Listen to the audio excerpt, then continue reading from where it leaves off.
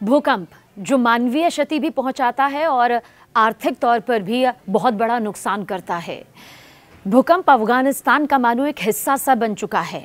अफगानिस्तान पर जिस तरह से भूकंप आया और जो जिंदगियां पूरी तरह से मौत में तब्दील नजर आई, उसने हर किसी के सामने एक बार फिर से दर्दनाक मंजर उस प्राकृतिक आपदा कला का सामने रख दिया है, जिसे लेकर वक्त वक्त पर वैज्ञानिक, हमारे एक्सपर्ट्स कई खतरनाक भविष्यवाणियां कर चुके हैं कि आने वाले वक्त में धरती का एक बहुत बड़ा हिस्सा सिर्फ और सिर्फ इसी भूकंप की चपेट में आकर अपनी तबाही की खौफनाक, दर्दनाक दास्तां लिखेगा। लेकिन जिक्र अफगानिस्तान का कर रहे हैं क्योंकि अफगानिस्तान का लगभग 70% हिस्सा ऐसा है जो कि सिस्मिक जोन में आता है, यानी कि सबसे खतरनाक जोन का वो हिस्सा है जिसे हम कहते हैं high to very high risk zone, जो कि जोन 4 और जोन 5 है। यानी कि भूकंप को कुछ जोन में बांटा जाता है, इसलिए जोन 4 और जोन 5 में अफगानिस्तान का करीब 70% हिस्सा आता है। और ये क्षेत्र तकनीकी रूप से, टेक्टोनिक रूप से अस्थिर है, बड़ा डिसबैलेंस वाला क्षेत्र है और बड़े भूकंप की आशंका यहाँ पर हर वक्त बनी रहती है। जिस तरह से पूर्वी अफगानिस्तान में ये भूकंप आया है, जिसमें 500 से भी ज्यादा लोगों की जान जाने की एक बड़ी तस्वीर नजर आ रही है, 1000 से भी ज्यादा लोग जख्मी हो चुके हैं, हर किसी के रोंगटे खड़े हो गए। और भूकंप इतना ज्यादा तेज था कि दिल्ली एनसीआर तक में इसके झटकों को महसूस किया गया। अब सोचिए, भूकंप का केंद्र जलालाबाद के पूर्व उत्तर पूर्व में 27 किलोमीटर की दूरी पर और 8 किलोमीटर की गहराई पर मौजूद था। सबकी जिले के देवागल और नूरगल जिले के मजारदारा की ओर जाने वाली सड़कों पर भूस्खलन की वजह से हालांकि रास्ते फौरन बंद हो गए, जिससे राहत दलों के प्रभावित क्षेत्रों तक पहुंचने में काफी कठिनाइयों भरी तस्वीरें भी सामने आई। हालांकि यहां रहने वाले लोगों ने कहा कि देश में आए सबसे शक्तिशाली भयानक भूकंपों में से ये एक रहा जिसे उन्होंने महसूस किया, अपनी आंखों से देखा। USGS के मुताबिक मुख्य भूकंप के बाद उसी इलाके में 5.2 की तीव्रता के 2 दूसरे भूकंप भी आए। देखिए, भूकंप के इस पूरे हेर फेर को अफगानिस्तान के लहजे से समझे तो जैसा हमने शुरुआत में ही आपको कहा कि 70% हिस्सा तो भूकंप के उस जोन में आता है जो सबसे ज्यादा खतरनाक है, यानी कि जोन 4, जोन 5। अब आप ये समझिए, प्लेट्स की जो टक्कर होती है वो किस तरह से अफगानिस्तान की धरती को हिला देती है। दरअसल अफगानिस्तान जिस भूभाग पर मौजूद है वो भारतीय प्लेट यानी कि इंडियन प्लेट और यूरेशियन प्लेट के बीच में आता है। यानी कि जब आप इसे 2 भागों में बांटते हैं तो आप इसे वैज्ञानिक लहजे से समझिए, भूगोलीय लहजे से समझिए, ये बिल्कुल बीच में आता है। यानी कि भारतीय प्लेट उत्तर की तरफ खिसक रही है, लगभग अगर सेंटीमीटर के हिसाब से यहाँ पर बताए तो 5 सेंटीमीटर प्रति साल की दर हम आपको बता रहे हैं। फिर क्या होता है, ये टकराती है यूरेशियन प्लेट से जिसके बीच का हमने कहा है, और इसी की वजह से ये पूरा भूकंपीय जो तनाव है यानी कि सिस्मिक स्ट्रेस जो है वो यहाँ पर पैदा हो जाता है।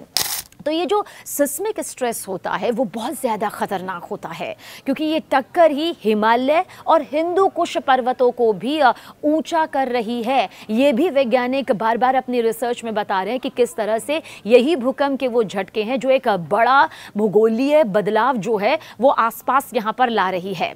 अब आप ये समझिए, अफगानिस्तान का हिंदू कुश क्षेत्र एक बहुत ही सक्रिय भूकंपीय जोन है क्योंकि हम आपको अफगानिस्तान का ये पूरा 70% हिस्सा जो है जो भूकंपीय जोन में आता है उसको बहुत बारीकी से बता रहे हैं कि क्यों अफगानिस्तान। हालांकि वो उन देशों की फहरिस्त भी बताएंगे जो इस फहरिस्त में आगे हमेशा से सामने आती रही है, लेकिन क्योंकि अभी एक बार फिर से अफगानिस्तान में भूकंप के इस खौफनाक झटकों को न सिर्फ महसूस किया गया है बल्कि आर्थिक और मानव हानि की भी बहुत दर्दनाक और रोंगटे खड़े कर देने वाली तस्वीर सामने आ चुकी है। अब आपको ये भी बता दें कि जिसका जिक्र हम यहाँ पर कर रहे थे वहीं पर लौटेंगे जहां अक्सर 100 से 300 किलोमीटर की गहराई पर शक्तिशाली भूकंप यहां पर आते हैं। अब आपको हम तारीखों के हिसाब से बताते हैं, तब आप इसे और बेहतर तरीके से यहां पर इस पूरी जमीन को समझ पाएंगे। 1991 1991 हिंदू कुश भूकंप लगभग 1 फरवरी आपको बता दें कि 1991 को 6.8 का भूकंप आता है और उस वक्त की रिपोर्ट जो सामने आती है उसके हिसाब से 1300 से ज़्यादा लोग इस भूकंप में अपनी जान गंवा देते हैं। तो सोचिए एक बड़ा नुकसान यहाँ पर झेलना पड़ता है। पाकिस्तान, वहाँ भी भूकंप आया था, 5100 घर इसमें तबाह हो गए थे और साथ ही 79,900 लोगों को अपनी जान गंवानी पड़ी थी। गांवों पर इसका जो है बड़ा असर देखने को मिला था, क्षतिग्रस्त सब कुछ नजर आया था। ये हम 1991 का जिक्र कर रहे थे जब ये दो सबसे भयानक भूकंप यहाँ पर हुए थे। 1997 का जिक्र करते हैं जब कैन में भूकंप आया था, जहाँ की अफगानिस्तान और ईरान सीमा इसे कहा जाता है, जहाँ का जो भूकंप रिक्टर स्केल मापा गया जिसे मैग्नीट्यूड भी कहा जाता है 7.2 मैग्नीट्यूड। और नुकसान क्या था, दोनों देशों को 1500 से ज़्यादा लोगों की जान यहाँ पर लोगों की चली गई थी। 1500 से ज़्यादा, 10,000 से ज़्यादा जो घर थे ना वो देखते ही देखते मिट्टी में मिल गए थे। खून के आंसू रुला देने वाला कहा जाता है ये भूकंप वहाँ पर आया था, जिससे उभरने में न जाने कितना वक्त यहाँ पर लगा। फरवरी 1998 का जिक्र कर लेते हैं जब तखार भूकंप आया था। इतना भयंकर ये भूकंप यहाँ पर था, बड़ी हानि यहाँ पर लोगों को हुई थी, बहुत कुछ झेलना पड़ा था और करीब 4000 से भी ज़्यादा लोगों को अपनी जान गंवानी पड़ी थी। 800 से ज़्यादा लोग इसमें ज़ख्मी हो गए थे। 15,000 घर पूरी तरह से मिट्टी में मिल गए थे। लाखों मवेशी और दर्जनों गांव देखते ही देखते आंखों के सामने तबाह हो गए थे। मई 1998 को भी कोई नहीं भूला। ये सब हम आपको बता रहे हैं अफगानिस्तान से जुड़ा हुआ।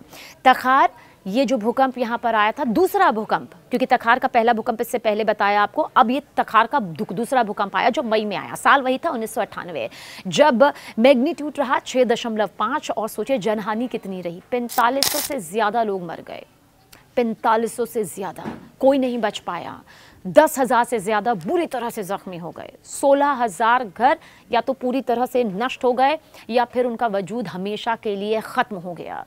लाखों विस्थापित, क्योंकि गांव के गांव उजड़ गए।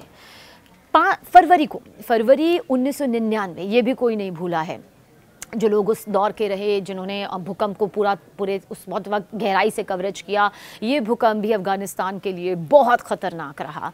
दरअसल ये वार्दक लोगर भूकंप था, जो कि इसकी मैग्नीट्यूड जो है वो 6 पैमाने पर नापी गई थी। 70 लोग मारे गए थे, 500 लोग ज़ख्मी हुए थे, 14,000 बेघर हो गए थे।